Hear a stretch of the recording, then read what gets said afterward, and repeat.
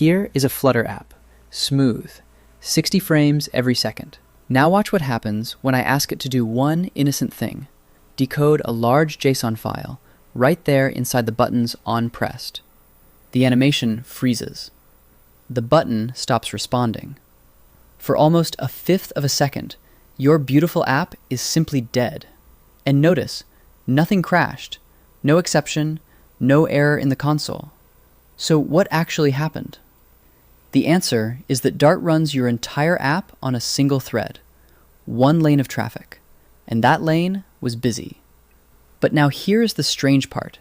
If there is only one thread, how does your app download files, run animations, wait for timers, and respond to taps, all seemingly at the same time?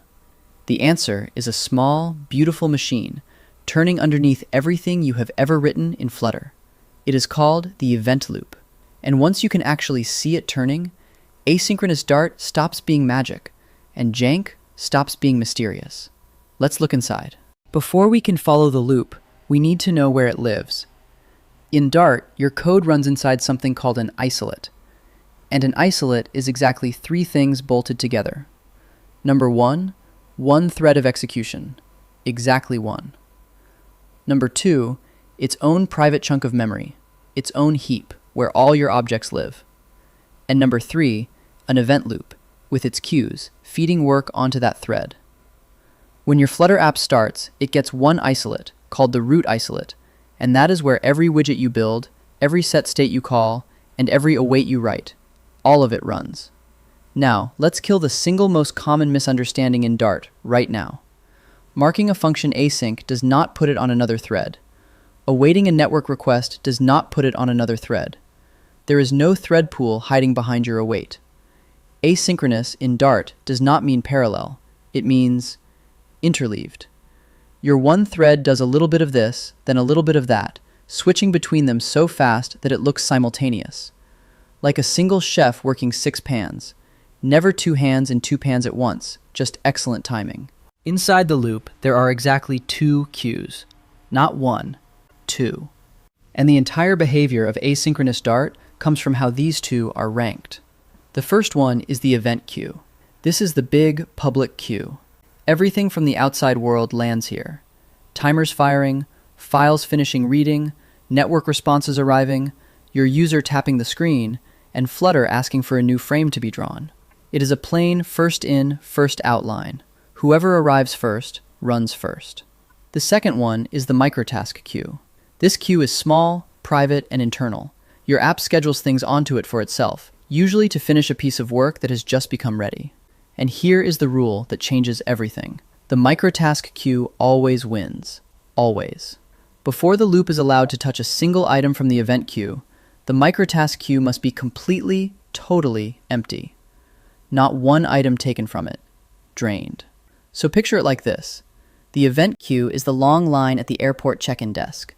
The microtask queue is the priority lane beside it, and the agent will not serve one single person from the long line, while anybody at all is still standing in priority. Now we can write down the whole algorithm. And I mean the whole thing. This is not a simplification. Step 1. Run main, from top to bottom, all the way to the end. Every synchronous line. The thread is busy with main, and main has to finish first. Nothing else can run until it does. Step 2. Drain the microtask queue. Run the first microtask. If that microtask schedules another microtask, fine, run that one too. Keep going until the queue is genuinely empty. Step 3. Take exactly one item from the event queue. Just one. Run it to completion. Step 4. Go back to step 2. Drain microtasks again, completely. Then take one more event. Then drain microtasks. Then one event. Forever, until your app closes. That's it. That is the engine under every Flutter app on Earth. Read it once more, because almost every confusing thing about async Dart is explained by 2 details hiding in here. Detail 1. Main runs to completion before anything asynchronous happens at all. And detail 2. Microtasks are drained between every single event, not just once at the start. Remember the very first thing you saw in this video? That app freezing solid? Here it is again. And now you have everything you need to explain it. Watch the circular progress indicator. That spinner is not something the phone plays by itself. It is a widget, and it has to be repainted. A new frame, 60 times a second. One every 16.67 milliseconds. And every one of those repaints is an event, waiting in the same queue as everything else. Now, the tap. The tap was an event too. The loop took it from the queue, in its turn, and ran your onPressed handler. And inside onPressed is our JSON decode. Let's say the file is big, and the decode takes 156 milliseconds. So where is the loop right now? Not idle, not paused. It is busy. Busy inside your callback, and it cannot come back to the queue until that callback returns.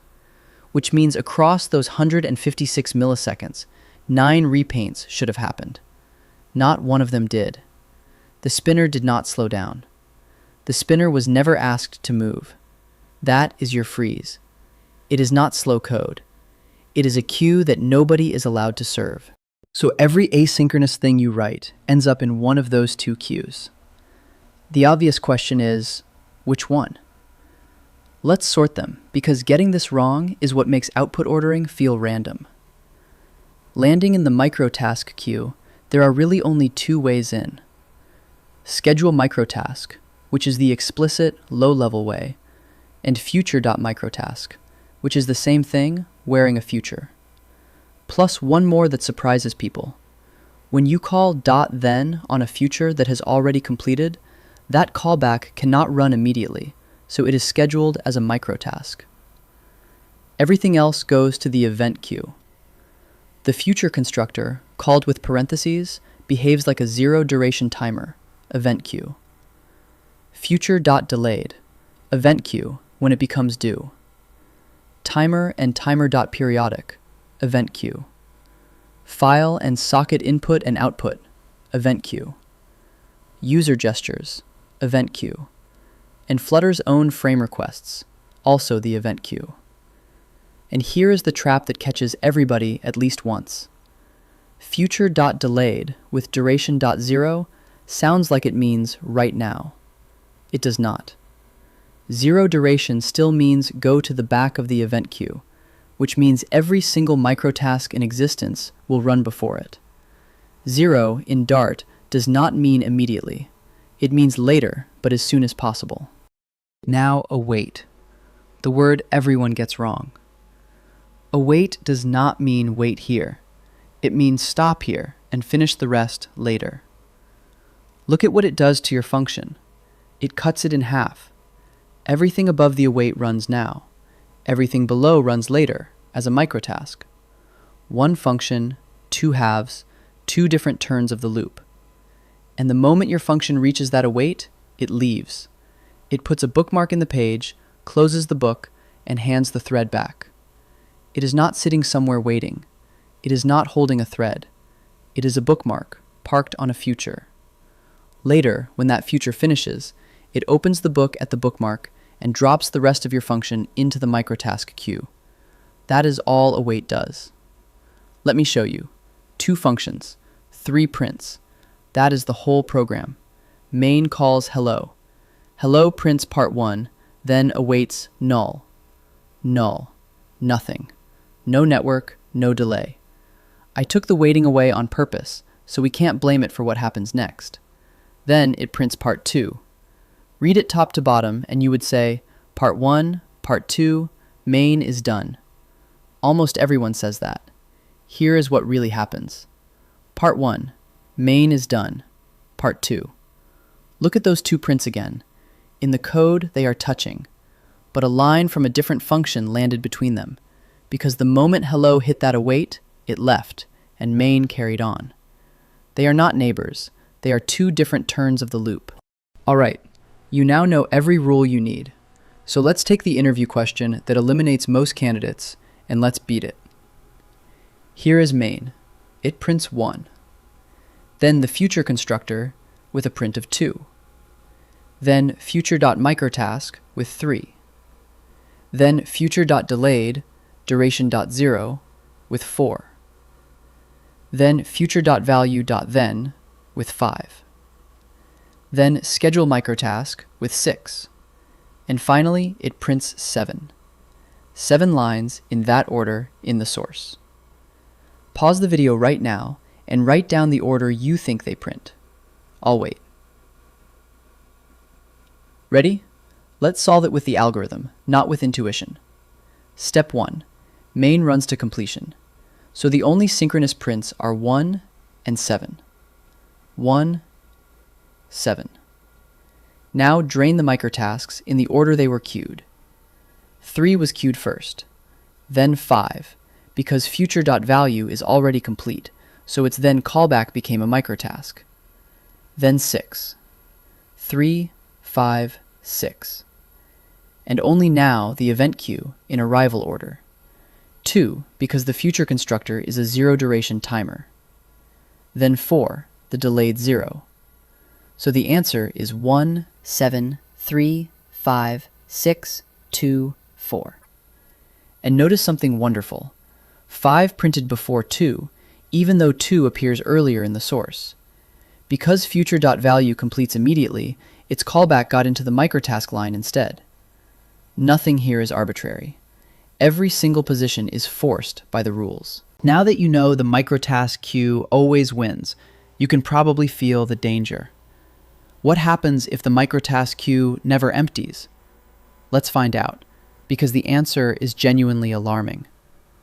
Here is a microtask whose only job is to schedule another microtask just like itself. Each one is tiny. Each one finishes instantly. Nothing here is slow. Nothing here blocks. There is no long loop anywhere. But every time one finishes, another one is already waiting. So the queue never reaches empty. And the rule says the loop may not touch the event queue until that queue is empty.